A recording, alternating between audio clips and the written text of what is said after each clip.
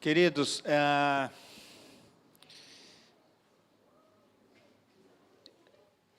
eu cresci numa igreja em que era muito comum, em quase todos os cultos, a gente ouvir testemunhos, né? Então, hoje, quando Thalita estava testemunhando, eu fiquei lembrando, né? Nossa!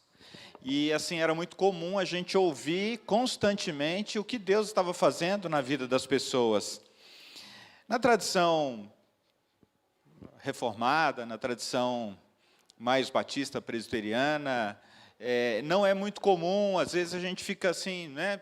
Mas, queridos, vocês já pensaram quantas coisas acontecem na vida uns dos outros, na vida de vocês, e a gente nem fica sabendo? Em termos de mudança, em termos de transformação, em termos do que Deus está comunicando a cada um de vocês, né? É que na nossa tradição o culto, ele inclusive ele é previsto, né? Assim, ó, tem que durar tanto tempo. E aí a gente fala, valendo, Deus, ó, corre e faz alguma coisa, porque daqui a pouco o culto vai acabar. E para mim, ouvir aquilo que Deus está fazendo na vida da Thalita, e poderia ser na vida de muitos de vocês, eu fiquei pensando, Deus, e agora? O que eu vou pregar? Porque a palavra prática já foi dada. Já foi dada. E eu vou para o seminário, aprendo a fazer aquele sermão de 30, 40 minutos, 40 por minha conta, né? Eles pedem para que eu pregue 10. Traga lá algumas informações bem rebuscadas, e aí vocês vão para casa e fica, o que eu vou fazer com isso, pastor? Aí uma filha de Deus, que está sendo tocada e mexida por Deus, vem e fala, ó, está acontecendo isso aqui é a mudança, isso aqui é a transformação. E eu fico, Senhor, eu creio que quando a gente lê a palavra, o Senhor sempre fala algo mais conosco. Então, por favor, abra comigo a Bíblia no Evangelho de João. No Evangelho de João, no primeiro capítulo, no verso 35. Está sendo projetado aí para você, a versão que eu vou ler, é a nova versão transformadora, que diz assim, no dia seguinte, João estava novamente com 2 de seus discípulos, verso 36, quando viu Jesus passar, olhou para ele e declarou, vejam, é o Cordeiro de Deus. Ao ouvirem isso, os 2 discípulos de João seguiram Jesus. Jesus olhou em volta e viu que o seguiam. O que vocês querem? Perguntou. Eles responderam, Rabi, que significa mestre, onde o Senhor está hospedado? Venham e vejam, disse ele. Eram cerca de 4 horas da tarde, quando acompanharam até o lugar onde Jesus estava hospedado e passaram o resto do dia com ele. André, irmão de Simão Pedro, era um dos 2 que ouviram o que João tinha dito e seguiram a Jesus. André foi procurar seu irmão Simão e lhes disse, encontramos o Messias, isto é, o Cristo. Então André levou Simão para conhecer Jesus. Olhando Jesus para ele, disse, você é Simão, filho de João, mas será chamado Cefas, ou, em outra versão, pedra, né? Pedro, que significa pedra. No dia seguinte, Jesus decidiu ir a Galiléia, encontrou Filipe e lhe disse, siga-me. Filipe era de Betsaida, cidade natal de André e Pedro. Verso 45, Filipe foi procurar Natanael e lhes disse, encontramos aquele sobre quem Moisés na lei e os profetas escreveram. Seu nome é Jesus de Nazaré, filho de José. Vamos orar mais uma vez. Pai, nós cremos, Senhor, que a Tua palavra, ela é vida, Cremos que a Tua palavra também traz ensino e direção. E pedimos, ó Deus, fala, Senhor, conosco ainda nessa manhã. O Senhor já falou profundamente por meio dos cânticos, da leitura que foi feita, por meio, Senhor, desse testemunho precioso da Thalita. E nós pedimos, Senhor, fale um pouco mais conosco, em nome de Cristo Jesus, para que o Teu nome receba maior honra e maior glória.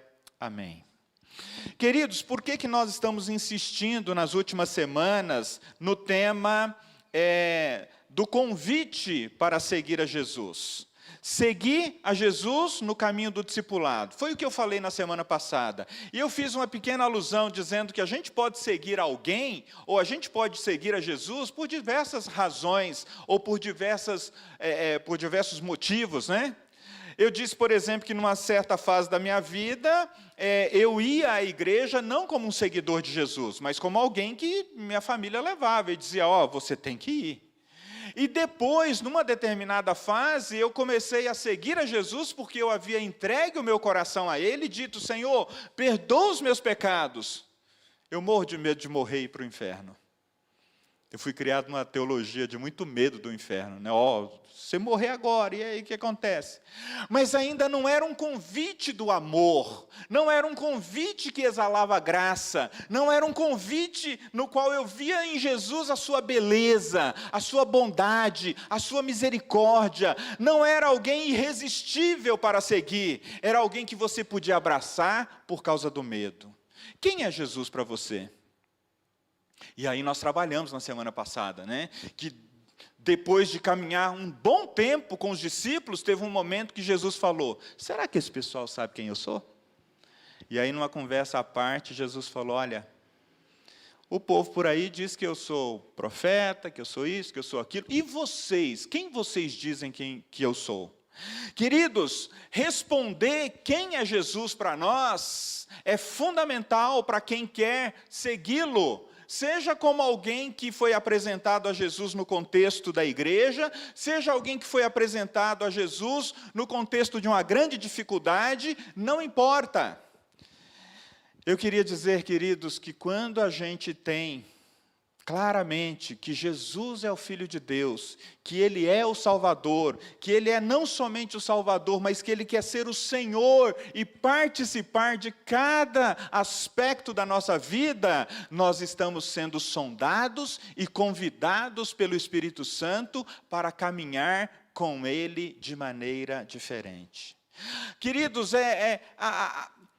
a participação no culto, a participação no louvor, a participação nas atividades da igreja tem o seu lugar, tem a sua importância. Tem pessoas que caminharam a vida inteira com Jesus a partir do culto.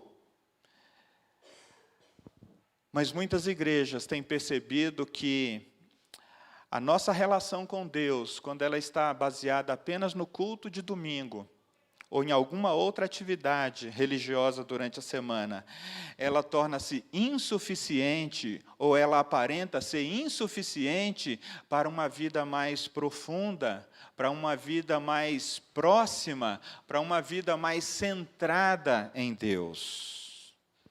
Faz sentido para você isso? Faz sentido? O movimento de Jesus, irmãos e irmãs, começou com Jesus caminhando pela Galileia, por aqueles lugares em que ele falava, ô fulano, vem e segue-me. E depois esse movimento entrou para dentro das casas e para dentro dos templos, e de alguma maneira ele foi sendo institucionalizado ao ponto de que as pessoas não mais seguiam a Jesus a partir de um movimento do Espírito Santo, no qual ele podia dizer, olha, vai na casa de fulano e ora pelo fulano, olha, passa na casa de Beltrano, olha, você encontrou alguém na rua com faminto, alimente essa pessoa. Essas coisas sumiram do nosso dia a dia, porque a nossa vida ficou centrada no templo. Então esse discipulado a partir da igreja, um estudioso diz que é um discipulado vertical, no qual as pessoas recebem a palavra e aí, de alguma maneira, elas recebem a palavra de Deus dizendo assim, agora você vá para a sua casa ou vá para a sua semana e arruma um modo de você aplicar essas coisas. E a gente sabe, né, queridos, que a maioria de nós Há uma pesquisa que diz que 97% das pessoas, de tudo aquilo que elas ouvem, elas não têm autonomia para colocar em prática.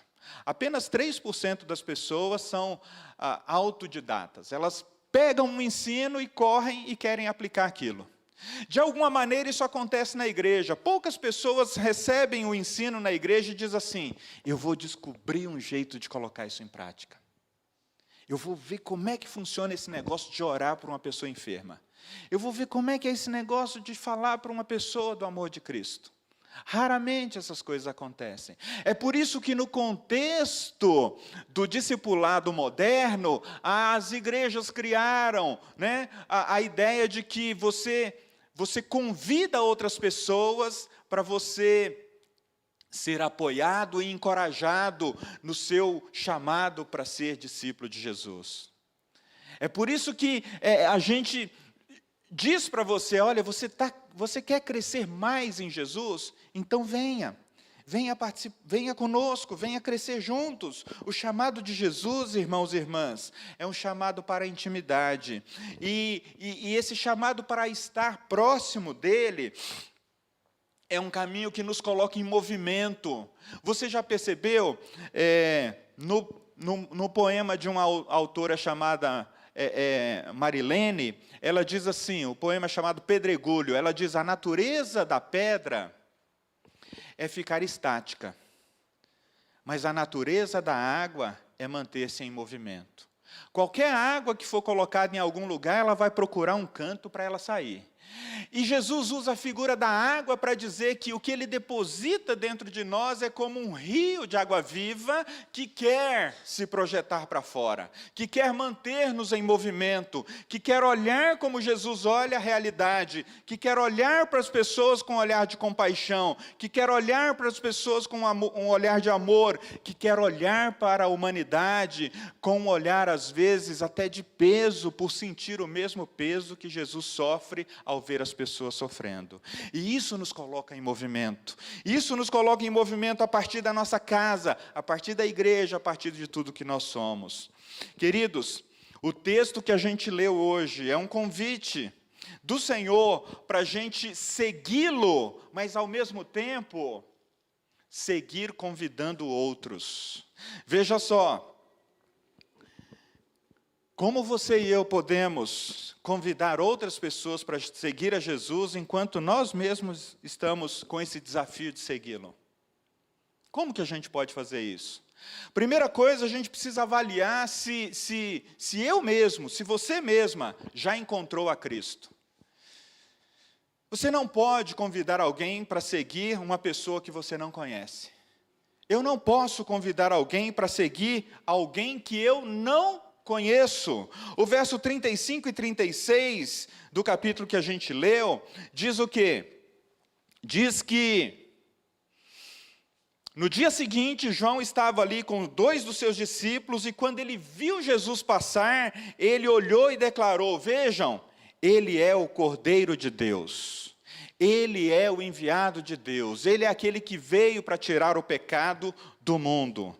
Queridos, é interessante que o contexto desses 2 versos, lá no verso 19, se você manter a sua Bíblia aberta, alguns sacerdotes enviaram fariseus para verificar qual era a identidade de João Batista, o profeta. E no verso 20 eles disseram: você é o Cristo? João Batista falou: não, gente, eu quero falar a verdade com vocês, eu não sou o Cristo. E é interessante, queridos, que nesse processo da gente seguir a Jesus, a gente precisa saber quem é quem. Quem é que está chamando e quem é que está seguindo. Quem é que está apontando o caminho? É Cristo quem nos chama, é Ele quem aponta o caminho. E João Batista poderia até pegar um pouco da fama ali e dizer: olha, eu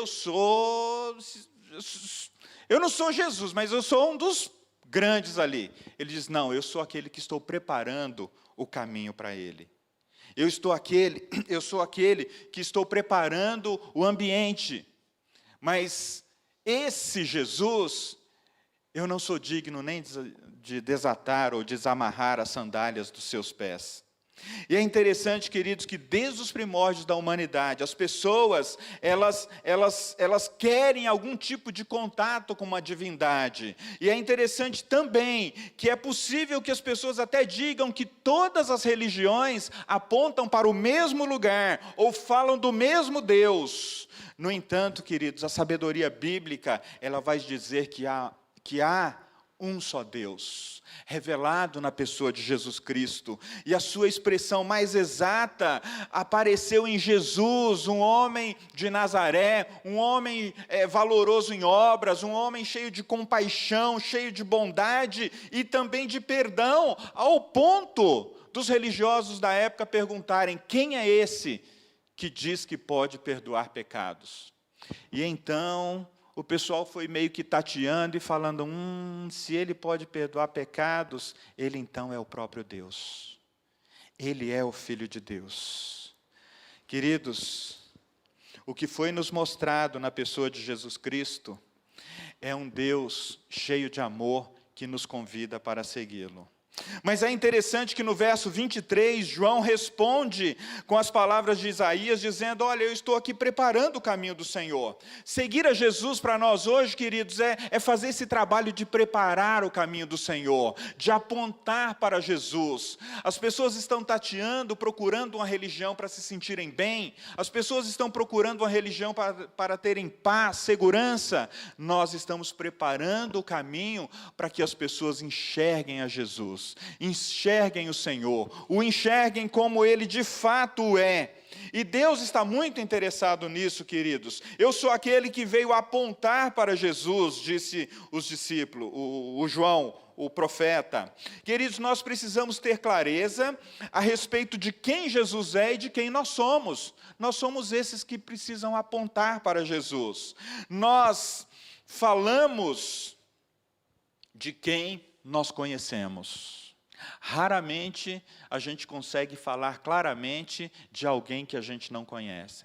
Faz sentido, amados? A natureza de Jesus é de que a gente só pode falar realmente dele a partir do momento que ele passa a fazer parte de forma tão significativa da nossa vida, que as pessoas não têm dúvida quando a gente fala a respeito de quem ele é.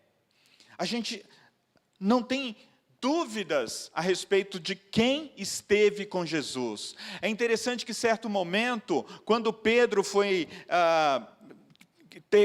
interrogado pelos que estavam ali para prender a Jesus, eles disseram: olha, você é um deles. E aí Pedro disse: não, eu não sou. Ele disse: não, você é um deles porque você se porta como um deles, você fala como um deles, você está entre eles.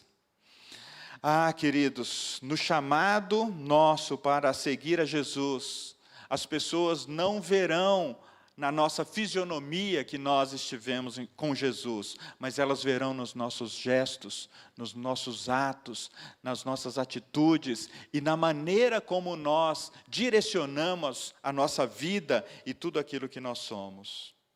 Então, amados, João até disse que não conhecia pessoalmente a Cristo, mas o próprio Deus preparou um caminho para que João conhecesse a Jesus e dissesse: olha, você que chega no Jordão e batiza as pessoas, vai chegar alguém, e quando ele chegar, você vai ver o meu Espírito pousando sobre ele como uma pomba, e aí você vai saber que você vai estar diante do próprio Deus, do próprio Jesus encarnado. João, e você vai ter certeza que você é aquele que batiza com água, mas esse é aquele que batizará com o Espírito Santo e com fogo. E aí você vai apontar para os seus seguidores: agora é com ele, podem segui-lo, podem segui-lo. Queridos, é o Espírito Santo que nos leva até Jesus. É o Espírito Santo que nos dá uma convicção de que o nosso espírito experimentou essa nova vida em Cristo. É o Espírito Santo também, queridos, que nos leva a esse encontro marcante com o Senhor. E, ao mesmo tempo, a partir desse encontro marcante, Ele também coloca em nós um desejo, um querer e uma busca de apresentar Jesus para as outras pessoas.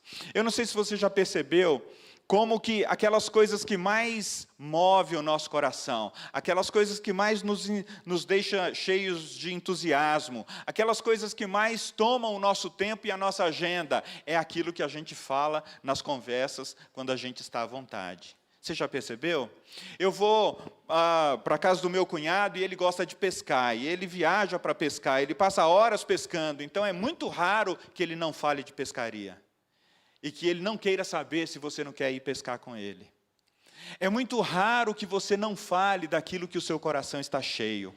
E quando Jesus enche a nossa vida, a gente quer falar para as outras pessoas que Jesus está presente. Você tem orado e pedido a Deus a graça para obedecer o mandamento de apresentar Jesus aos outros? Queridos, eu confesso que essa não é uma atitude humana que a gente faz simplesmente assim. A gente faz quando nós estamos cheios disso. A gente faz naturalmente quando o Senhor está tão presente que a gente abre a boca no trabalho e acaba compartilhando um valor da fé, um valor da presença de Cristo.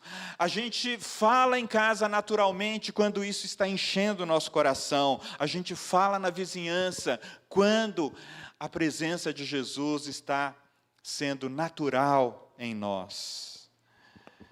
Eu confesso para você que durante muito tempo, quando as pessoas me convidavam para falar abertamente de Jesus, eu tinha meus temores, porque a presença dele ainda não era completa em mim. Não era cheia. Eu estava tão cheio de outras coisas que a parte que Jesus tinha não era suficiente para me dar convicção de falar para as pessoas. Eu conheci a Jesus.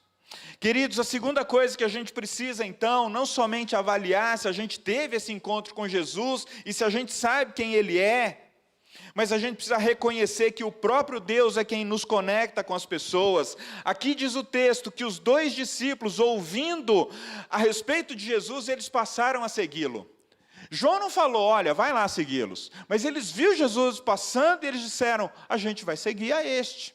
Aqui acontece, queridos, aquilo que a gente não sabe explicar. Aquilo que as pessoas chamam do mistério da fé. Mas um autor chamado David Cornfield, ele chama esse momento de um encontro divino. Um encontro divino é quando alguém se encontra com uma pessoa ou com o próprio Jesus e ele tem a sensação e ele tem a certeza de que Deus estava presente naquele encontro.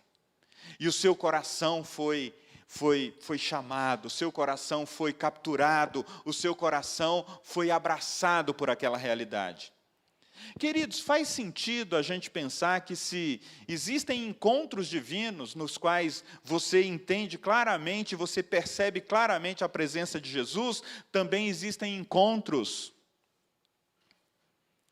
que as pessoas experimentam na vida, que ao invés de serem divinos e apontar para a vida, são encontros que apontam para a morte.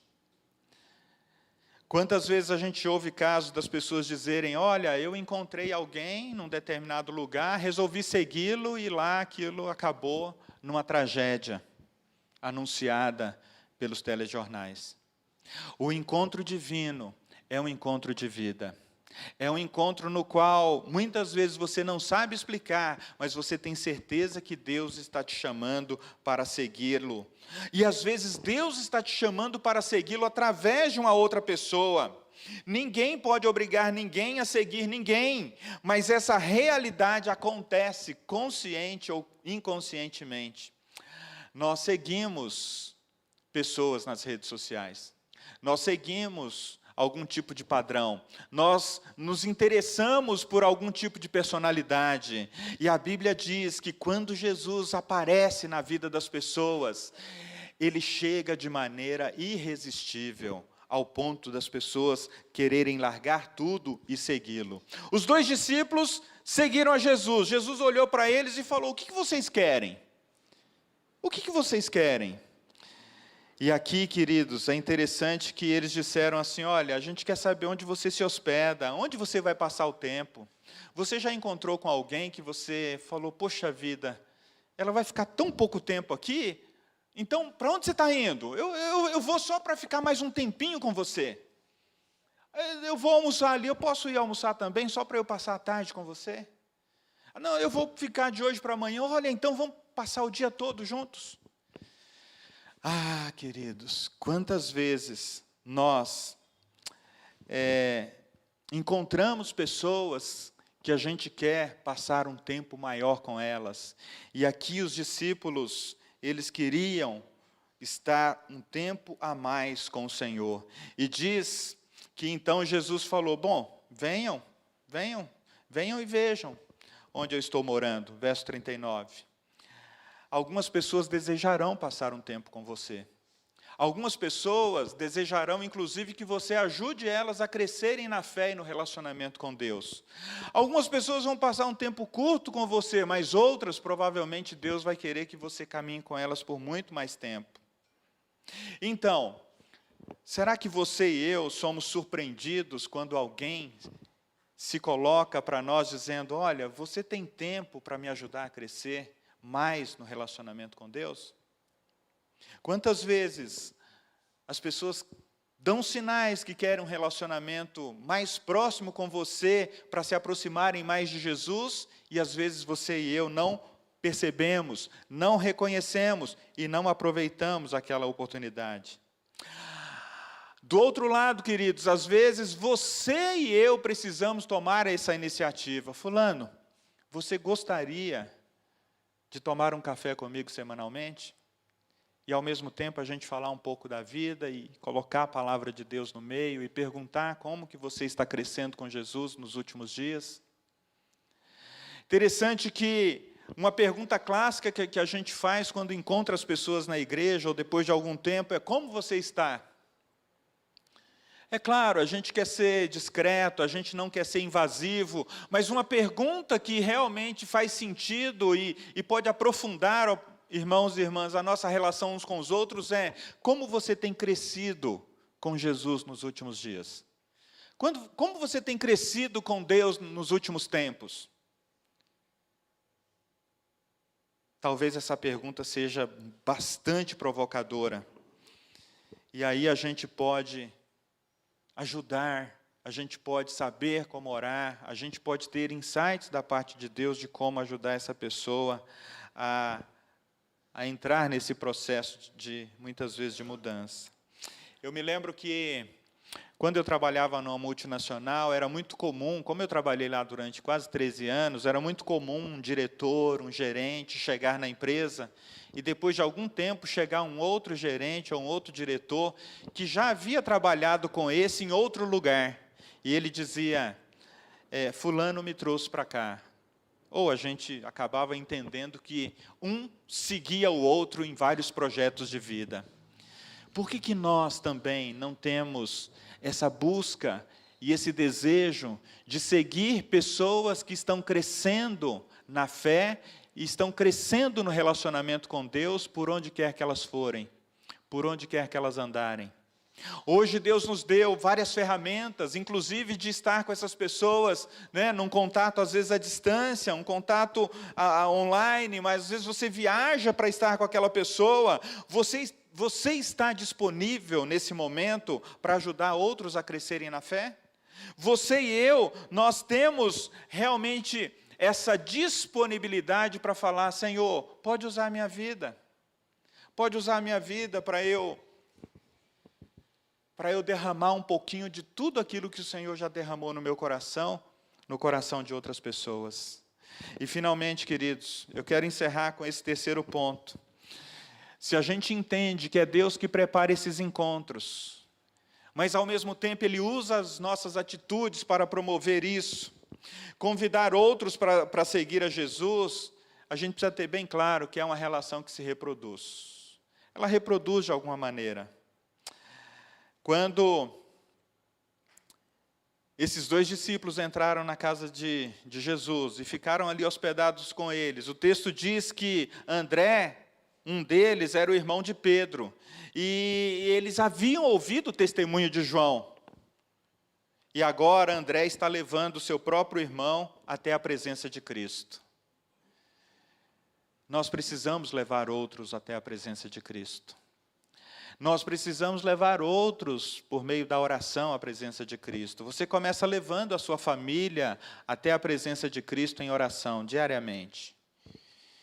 E se algum dia, fisicamente, você leva essa pessoa até a palavra do Senhor ali lida, exposta, ou a possibilidade dela ter um encontro com Jesus, talvez aconteça isso que aconteceu aqui, no verso de número 41.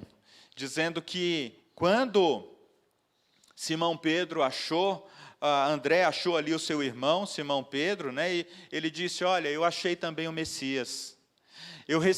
Nós recebemos a presença do Messias aqui, aquele que quer dizer Cristo. E imediatamente quando Jesus olha para Simão, Jesus diz para ele, olha, você é mais do que você imagina ser. Você é chamado de Cefas, filho de João, mas eu enxergo em você uma rocha, eu enxergo você uma pedra, eu enxergo em você alguém que será uma das pessoas fundamentais na divulgação do meu amor e da minha graça. Então Pedro, esse homem inconstante, esse homem que era capaz de falar de maneira impulsiva, esse homem que era capaz de sacar uma espada e querer defender Jesus pelo braço, esse homem que era capaz de muitas vezes passar na frente de Jesus, esse homem termina a sua vida dizendo, eu te amo, Senhor, e eu quero pastorear as suas ovelhas. Queridos, o convite nosso para seguir a Jesus é estar disponível para reproduzir numa relação de cuidado, de amor, de apoio e de encorajamento mútuo. Mesmo quando um de nós falharmos, ter alguém que seja capaz de ir atrás de nós e falar, por causa de Cristo, e através de Cristo eu não desisti de você, eu não desisto de você. Ser como um daqueles que perdeu um ente querido, está vivendo sem esperança por aí, e alguém da família diz, não, eu vou atrás dessa pessoa, eu vou atrás dele, porque ele é uma pessoa valorosa, é uma pessoa que a gente precisa amar e derramar o nosso amor por eles. Relacionamentos, queridos, de discipulados saudáveis, eles são cultivados a partir daquilo que a gente enxerga em Jesus. A gente não quer que as pessoas sejam iguais a nós. A gente não quer que as pessoas peguem aquilo que nós somos, mas a gente quer apontar para Jesus, para que ele aprenda a semelhança do caráter de Cristo. E a gente tem que ser também, queridos, aqueles que estão prontos para liberar o discípulo para um outro momento da vida. Então não é aquela relação em que você não quer que a pessoa saia perto de você. Não, você quer apoiar e ajudar, mas em algum momento, como João, dizer, aquele é o Cristo a quem você deve seguir. Aquela é a pessoa que pode te levar a um outro nível. É interessante que na igreja, muitas pessoas não procurarão o pastor ou a pastora para um relacionamento de crescimento de perto. E isso é bom. Por quê? Porque nós não daríamos conta. Isso é bom porque as personalidades muitas vezes também não se afinam. Deus nos colocou numa diversidade do corpo de Cristo para que você olhe para o lado e fale, nossa, eu me afino mais com aquela pessoa. Olha, eu me dou mais com aquela outra pessoa. Eu abriria mais aqui, eu abriria mais ali. Essa é a diversidade, a maravilha do corpo de Cristo, queridos. Então, no dia seguinte, diz o verso 43, que não somente aquela relação de André e João, né, torna-se próxima, mas também Jesus encontra Filipe e diz para Filipe, segue-me. E imediatamente Filipe encontra Natanael e fala, você não sabe o que aconteceu. Eu encontrei o Messias, aquele que se falava na lei, aquele que se falava nos profetas, aqueles que os nossos pais, os nossos avós esperavam. E Natanael começa também a seguir a Jesus.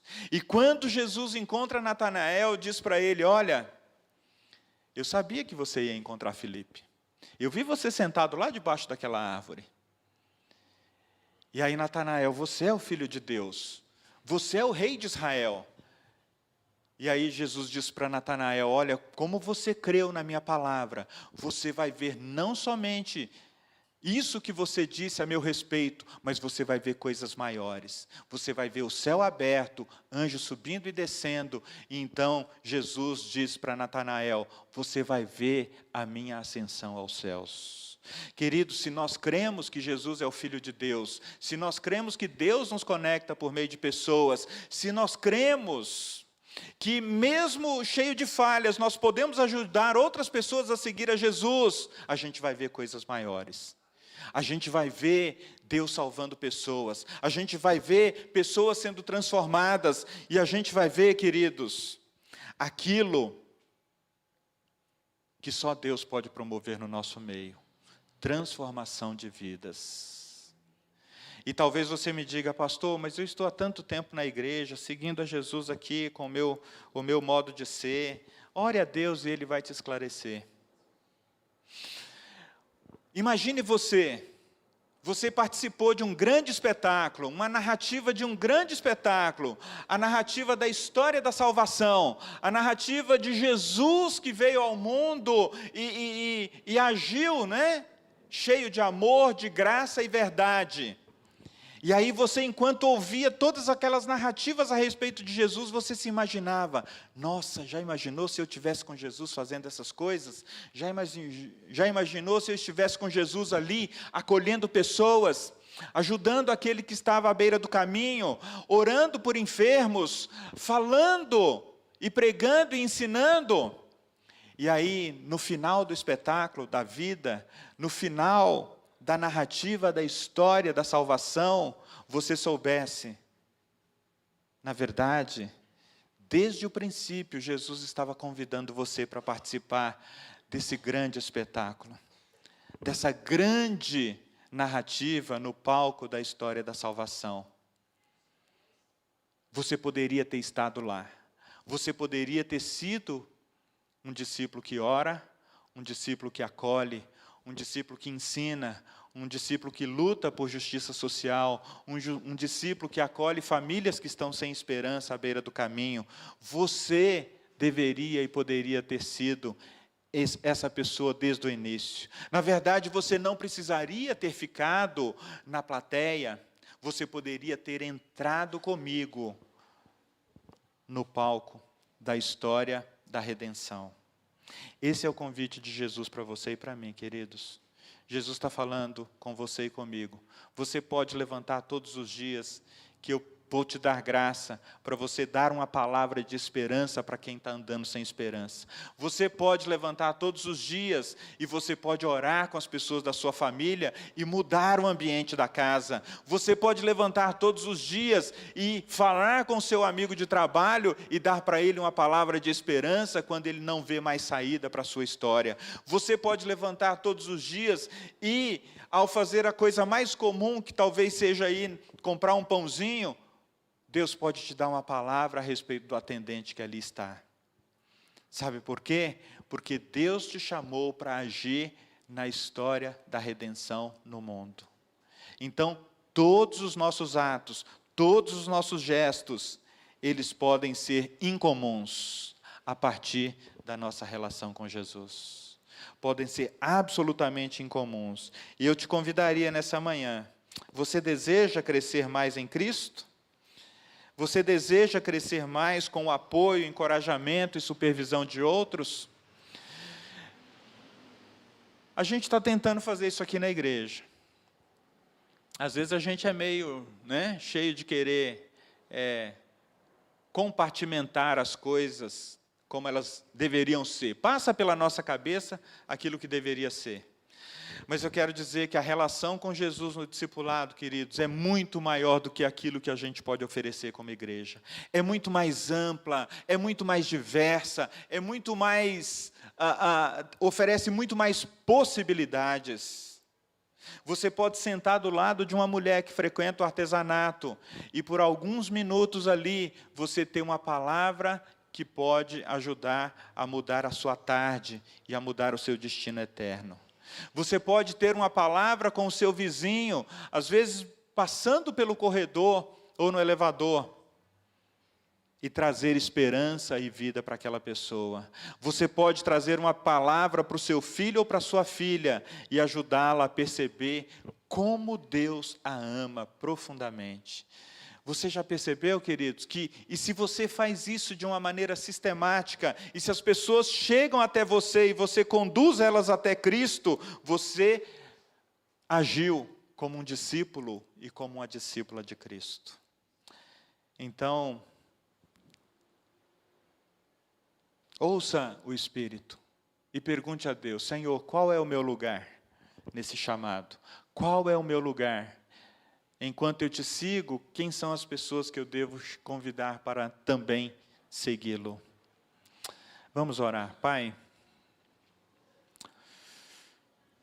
fala, Senhor, conosco aquilo que a gente não conseguiu comunicar. Fala, Senhor, com os teus filhos aquilo que a gente não conseguiu reproduzir.